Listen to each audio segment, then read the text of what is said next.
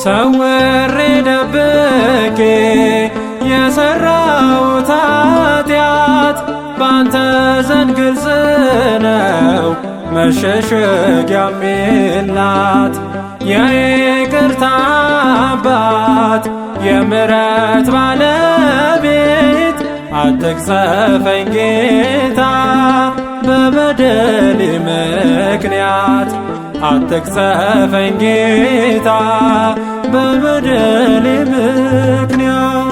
በምን ሥራዬ በፊት ቆማለሁ በኃጢአት በበደል ጌታ ቆሽሻለሁ። ፍጹም በሆነች ወሰን በሌላት ማረኝ ጌታ ሆይ በፍቅርህ ብዛት።